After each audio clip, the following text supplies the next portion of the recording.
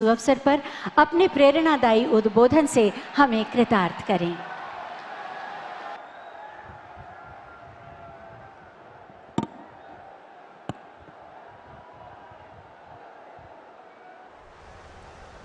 नमस्कार। इसी गांव की संतान, परौं गांव की मिट्टी में जन्म लेने वाले देश के राष्ट्रपति आदरणीय रामनाथ कोविंद जी, आदरणीय श्रीमती सविता कोविंद जी, उत्तर प्रदेश की राज्यपाल श्रीमती आनंदीबेन पटेल, उत्तर प्रदेश के लोकप्रिय मुख्यमंत्री योगी आदित्यनाथ जी, मंच पर विराजमान मंत्रिपरिषद के मेरे साथी, उत्तर प्रदेश मंत्रिपरिषद के मंत्रीगण, सांसदगण, विधायकगण और विशाल संख्या में पधारे आए मेरे प्यारे भाई और बहनों, राष्ट्रपति जी ने जब मुझे कहा था कि मुझे यहां आना है, तभी से मैं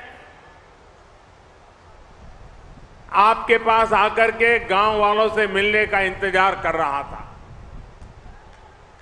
आज यहां आकर वाकई मन को बड़ा सुकून मिला, बहुत अच्छा लगा।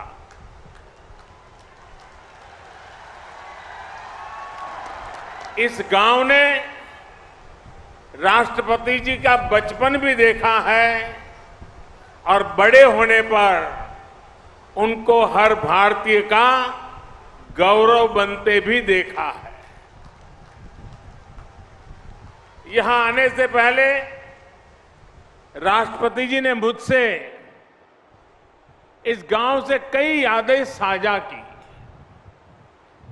मुझे पता चला कि 5वीं के बाद जब उनका दाखिला 5-6 मील दूर के गांव में करा दिया गया था, तो नंगे पांव स्कूल तक दौड़ते हुए जाते थे।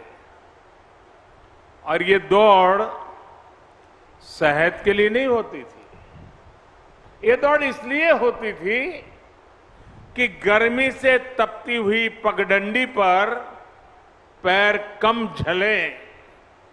सोचिए, ऐसी ही तपती दोपहरी में 5वीं में पढ़ने वाला कोई बालक नंगे पांव अपने स्कूल के लिए दौड़े जा रहा है। जीवन में ऐसा संघर्ष, ऐसी तपस्या इंसान को इंसान बनने में बहुत मदद करती है। आज राष्ट्रपति जी के गांव में आने का ये अनुभव मेरे लिए जीवन की एक सुखद स्मृति की तरह है।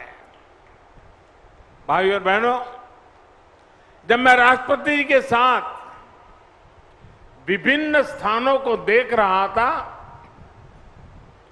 तो मैंने परोक्ष में भारतीय गांव की कई आदर्श छवियों को महसूस किया। यहां सबसे पहले मुझे पथरी माता का आशीर्वाद लेने का अवसर मिला। ये मंदिर इस गांव की, इस क्षेत्र की आध्यात्मिक आभा के साथ साथ एक भारत श्रेष्ठ भारत का भी प्रतीक है। और मैं कह सकता हूं कि ऐसा मंदिर है जहां देवभक्ति भी है, देशभक्ति भी है। और मैं देशभक्ति इसलिए कह रहा हूं कि राष्ट्रपति जी के पिताजी की सोच को मैं प्रणाम करता हूं, उनकी कल्पना शक्ति को प्रणाम करता हूं। वे अपने जीवन में तीर्थाटन करना, अलग अलग यात्रा स्थानों पर जाना, ईश्वर के आशीर्वाद लेना, इसके लिए कभी घर से निकल जाते थे, कभी बद्रीनाथ गए, कभी केदारनाथ गए, कभी अयोध्या गए, कभी काशी गए, कभी मथुरा गए, अलग अलग स्थान पर गए। उस समय की उनकी आर्थिक स्थिति ऐसी नहीं थी कि गांव के सबके लिए वहां से कोई प्रसाद ले आए, पूरे गांव को कुछ बांट सके। तो उनकी कल्पना बड़ी मजेदार थी कि वो उस तीर्थ क्षेत्र से, उस मंदिर परिसर से एक आध पत्थर ले आते थे और पत्थर यहां पेड़ के नीचे रख देते थे और उस पवित्र स्थान से पत्थर आया है, हिंदुस्तान के कोने कोने से पत्थर आया है, इसके प्रति एक भाव जग जाता था और गांव वालों ने उसे मंदिर के रूप में पूजा की कि फलाने इलाके का पत्थर है, उस फलाने मंदिर के इलाके का पत्थर है, ये फलानी नदी के पास का पत्थर है। इसलिए मैं कहता हूं कि इसमें देव भक्ति भी है और देशभक्ति भी है। राष्ट्रपति जी के पिताजी इस मंदिर में पूजा किया करते थे। इस पवित्र मंदिर के दर्शन करने में स्वाभाविक है कि मेरे मन में अनेक प्रकार के विचार मंडरा रहे थे और मैं अपने आप को धन्य पाता हूं कि मुझे उस मंदिर के दर्शन करने का अवसर मिला है। साथियों, परों की मिट्टी से राष्ट्रपति जी को जो संस्कार मिले हैं, उसकी साक्षी आज दुनिया बन रही है। और मैं आज देख रहा था कि एक तरफ संविधान, दूसरी तरफ संस्कार, और आज गांव में राष्ट्रपति जी ने पद के द्वारा बनी हुई सारी मर्यादाओं से बाहर निकल करके मुझे आज हैरान कर दिया। वे स्वयं हेलीपैड पर रिसीव करने आए। मैं बड़ी शर्मिंदगी महसूस कर रहा था कि वो उनके मार्गदर्शन में हम काम कर रहे हैं। उनके पद की एक गरिमा है, एक वरिष्ठता है। मैंने कहा, राष्ट्रपति जी आपने मेरे साथ अन्याय कर दिया आज। तो उन्होंने सहज रूप से कहा कि संविधान की मर्यादाओं का पालन तो मैं करता हूं, लेकिन कभी कभी संस्कार की भी अपनी ताकत होती है। आज आप मेरे गांव में आए हैं, मैं यहां पर अतिथि का सत्कार करने के लिए आया हूं, मैं राष्ट्रपति के रूप में नहीं आया हूं। मैं इस गांव के एक बच्चे के रूप में, जहां से जिंदगी शुरू हुई, उस गांव के नागरिक के रूप में मैं आज आपका स्वागत कर रहा हूं। अतिथि देवो भव के संस्कार भारत में किस प्रकार से हमारी रगों में पहुंचे हैं, उसका उत्तम उदाहरण आज राष्ट्रपति जी ने प्रस्तुत किया। मैं राष्ट्रपति जी को आदरपूर्वक प्रणाम करता हूं। राष्ट्रपति जी ने अपने पैतृक आवास को मिलन केंद्र के रूप में विकसित करने के लिए दे दिया था। आज वो विमर्श और ट्रेनिंग सेंटर के तौर पर महिला सशक्तिकरण को नई ताकत दे रहा है। उनके प्रयास से यहां अंबेडकर भवन के रूप में बाबा साहेब का आदर्शों को प्रेरणा केंद्र भी बनाया गया है। मुझे विश्वास है भविष्य में प्रमुख आपके सामूहिक प्रयासों से विकास के रास्ते पर और भी तेजी से आगे बढ़ेगा और देश के सामने ग्रामीण विकास का मॉडल पेश करेगा। साथियों, हम कहीं भी क्यों न पहुंच जाए, बड़े बड़े शहरों या दुनिया के किसी भी कोने में क्यों न बस जाए, अगर हमने अपने गांव को जिया है तो हमारा गांव हमारे भीतर से कभी नहीं निकलता है। वो हमारी रगों में बस जाता है, वो हमारी सोच में हमेशा रहता है। हम इसलिए कहते हैं कि भारत की आत्मा गांव में बसती है, क्योंकि गांव हमारी आत्माओं में बसता है। आज जब देश अपनी आजादी का अमृत महोत्सव मना रहा है, तो ग्रामीण भारत के लिए, हमारे गांवों के लिए, हमारे सपने और भी महत्वपूर्ण हो जाते हैं। हमारे स्वाधीनता संग्राम के दौरान महात्मा गांधी भारत की आजादी को भारत के गांव से जोड़कर देखते थे। भारत का गांव यानी जहां आध्यात्म भी हो, आदर्श भी हो। भारत का गांव यानी जहां परंपराएं भी हो और प्रगतिशीलता भी हो। भारत का गांव यानी जहां संस्कार भी हो और सहकार भी हो, जहां ममता भी हो और समता भी हो। आज आजादी के अमृत काल में ऐसे ही गांवों का पुनर्गठन, उनका पुनर्जागरण, ये हमारा कर्तव्य है।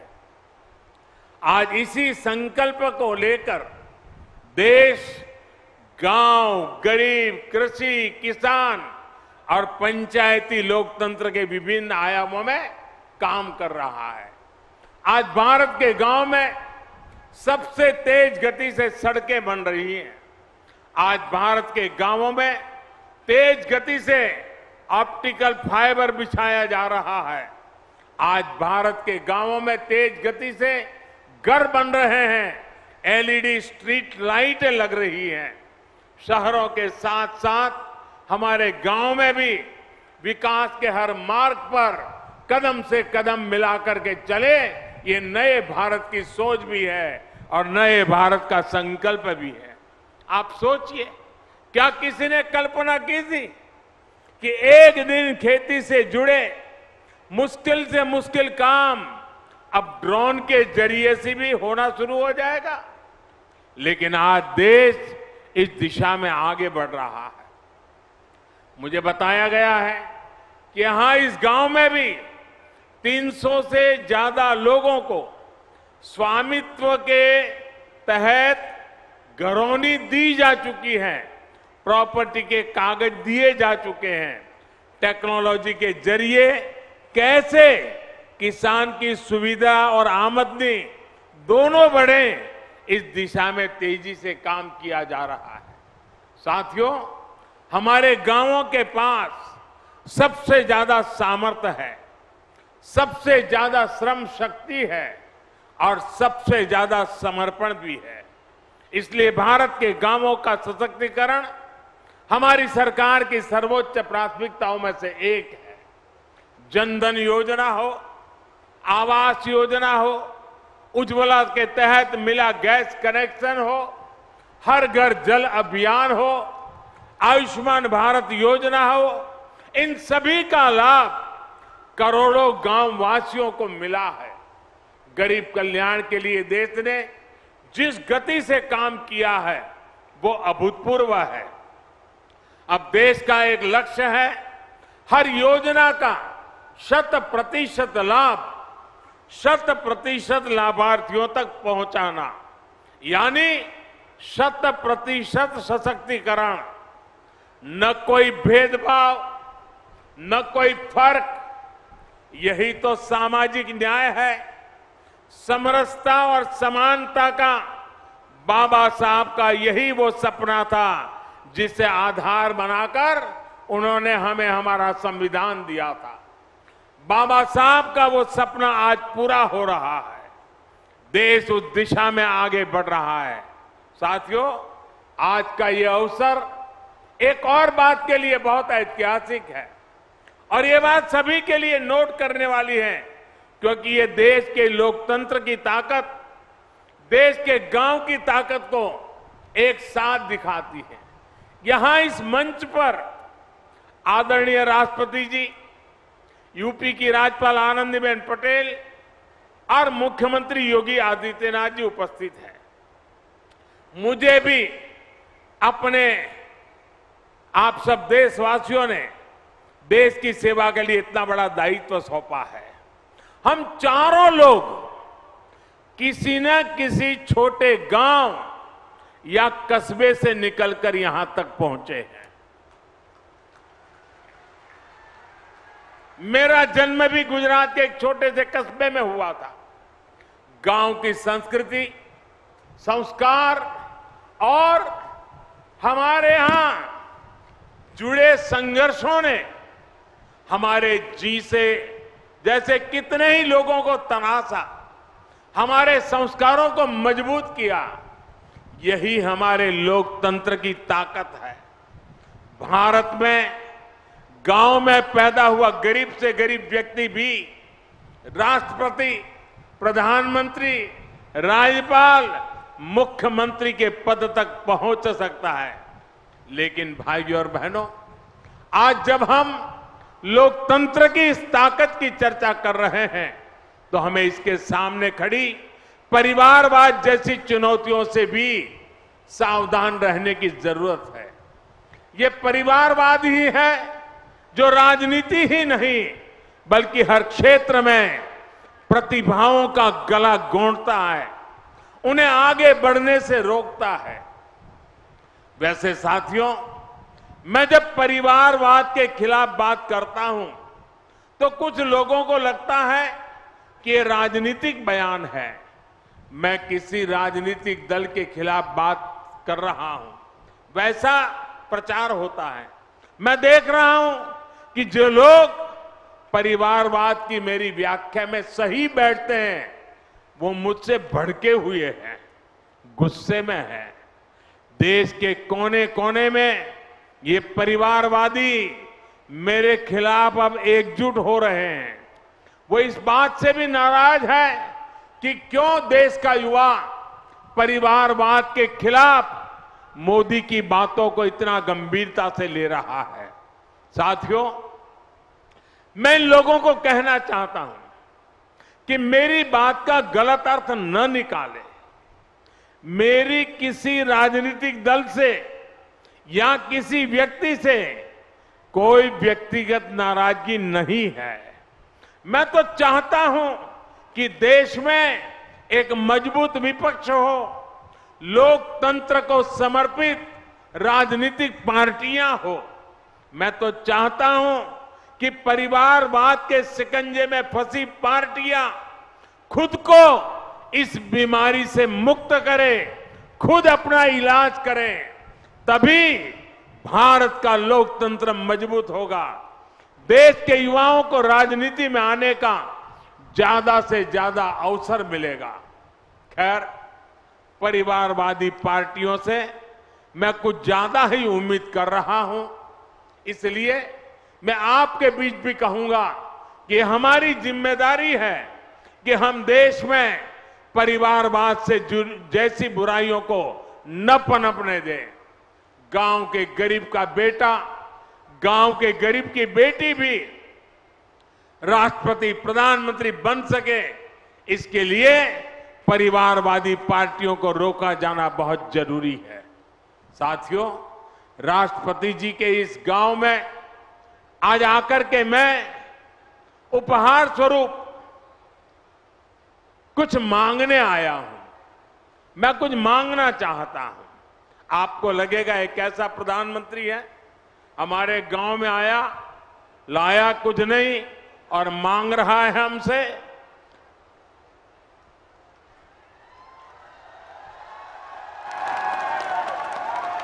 मैं मांग रहा हूं, आप दोगे ना? मैं गांव से मांगूंगा तो मिलेगा ना? जिन जिन गांवों से लोग आए वो भी देंगे ना? देखिए, आपने अपने गांव में इतना विकास किया है। आज जब देश अपनी आजादी का अमृत महोत्सव मना रहा है तो आपको अपना प्रयास बढ़ाना है। अमृत काल में देश ने संकल्प लिया है कि देश के हर जिले में 75 अमृत सरोवर बनाए जाएंगे। और अभी योगी जी बता रहे थे कि यहां परोख में भी 2 अमृत सरोवर का निर्माण हो रहा है। आपको इस अमृत सरोवर के निर्माण में मदद भी करनी है, कार सेवा भी करनी है और इसकी भव्यता भी बनाए रखनी है। मैं आपसे एक और बात भी मांगता हूं और मुझे विश्वास है कि आप ये मेरी मांग को भी पूरा करेंगे, और वो है प्राकृतिक खेती, नेचुरल फार्मिंग। परों गांव में ज्यादा से ज्यादा किसान नेचुरल फार्मिंग को अपनाएं, प्राकृतिक खेती को अपनाएं, तो ये देश के लिए एक बहुत बड़ा उदाहरण बनेगा। साथियों, भारत की सफलता का एक ही रास्ता है, सबका प्रयास। सबके प्रयास से ही आत्मनिर्भर भारत का सपना भी पूरा होगा। और आत्मनिर्भर भारत का अर्थ है आत्मनिर्भर गांव, आत्मनिर्भर युवा। हमारे गांव गति पकड़ेंगे तो देश गति पकड़ेगा। हमारे गांव विकास करेंगे तो देश विकास करेगा। आदरणीय कोविंद जी ने के रूप में देश को राष्ट्रपति देने वाले प्रमुख ने यह साबित कर दिया है कि गांवों की मिट्टी में कितना सामर्थ्य होता है। हमें इस सामर्थ्य का, इस प्रतिभा का सही इस्तेमाल करना है। हम सब मिलकर काम करेंगे और देश के सपनों को पूरा करेंगे। इसी संकल्प के साथ मैं एक बार फिर आदरणीय राष्ट्रपति जी का हृदय से आभार प्रकट करता हूं कि उन्होंने अपने साथ मुझे भी यहां आने का अवसर दिया। मैं आप सभी का भी एक बार फिर हृदय से अभिनंदन करता हूं और गांव के हर गली में जहां जहां गया, जिस उमंग और उत्साह से आपने अभिवादन किया, पुष्प वर्षा की, स्नेह वर्षा की, प्यार से अभिभूत कर दिया, मैं आपके इस प्यार को कभी भूल नहीं पाऊंगा, आपके इस स्वागत को कभी भूल नहीं पाऊंगा। और गांव के अंदर जितना भी समय बिताने का अवसर मिला, खुद के बचपन के साथ भी मैं जुड़ गया। इसलिए भी मैं आप गांव वासियों का हृदय से अभिनंदन करते हुए मेरी वाणी को विराम देता हूं। बहुत बहुत धन्यवाद।